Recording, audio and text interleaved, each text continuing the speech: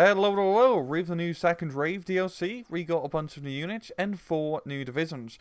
This video will just be going over the new units added into the game. We won't be touching on any sort of reskins or actual deck building. But to make this video a little bit more interesting, here we have is the Morris LRC OP, one of the new units available to Commando Brigade. It can call an off-map arty strike that shoots 960 rockets, and it takes forever to shoot all of them.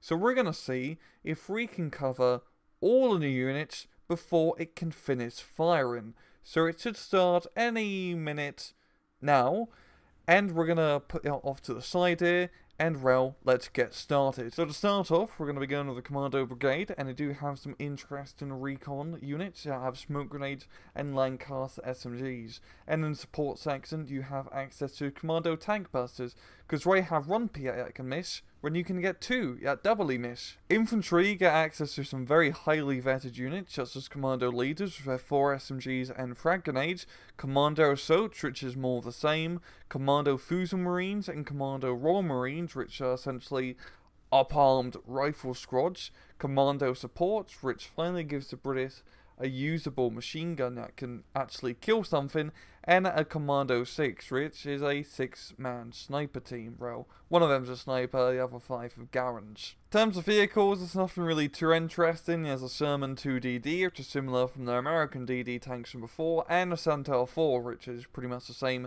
as the Cromwell support tanks. Your airplanes consist of a lightly armed Wildcat 5, which is available during A phase, the Seafire plane, one of them being a reconnaissance plane, and one of them being a fighter, though the recon plane can fight rather effectively, and access to Hellcats, one that drops kilogram bombs, and one that shoots rockets. The Luftwaffe infantry options are rather interesting, to say the least. The 2-man recon squad comes in this French light carrier.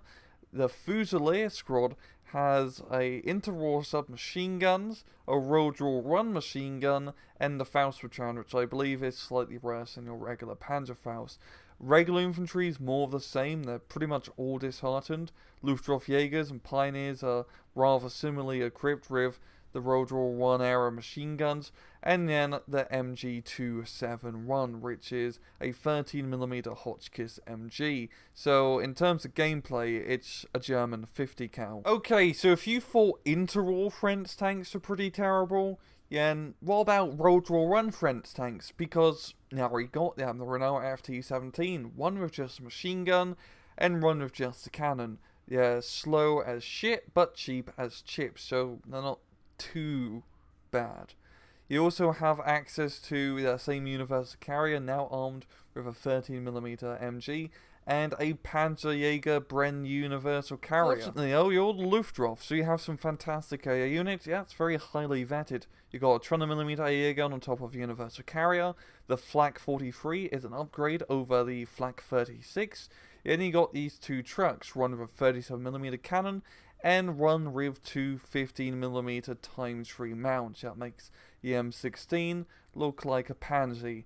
And then, yeah, the Flak Z really in the 37mm, because why have one 37mm cannon when you can have 2? As well, you got some pretty awesome planes. You got recon planes that can call an off-map party.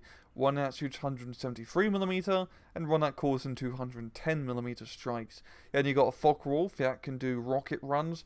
And if you wanted a super heavy bomber for the Germans, well, now you're in luck. You got a Ju-188, one that drops in a crap ton of 50kg bombs, and one that drops 2 1000kg bombs. Now moving over to the 4th armoured, we got the Bantam, which is a slightly up-armoured recon jeep with a 50 cal machine gun, and cavalry scouts, which are armed with greasy grease guns and bazookas. Looking more towards the armoured section now, there are Greyhounds available in the support tab, and also command versions of the Greyhound. Yeah, it is a 1st generation M4 with 105mm howitzer, and an M4A1 with a 76mm gun that also acts as a command tank. Also, if you've been really wanting an Abrams tank in Steel Division, now you got it with, well, an Abrams tank. Continuing with the armor, we finally got M18 Hellcats, and boy, they are pretty damn fast.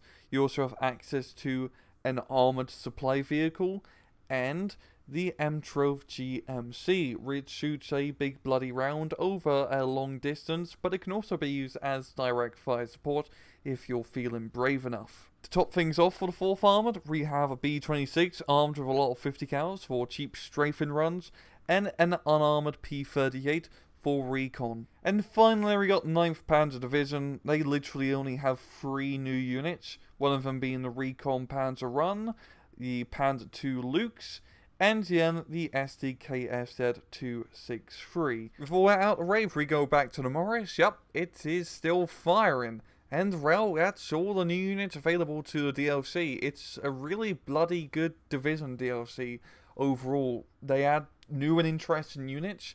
The new decks are actually pretty fun to play, especially with how the point curve goes. And the best thing is, none of this is really OP. It has some rather gimmicky stuff, of course, as you see, but nothing that breaks the game. There's no Magland, so I highly recommend picking up.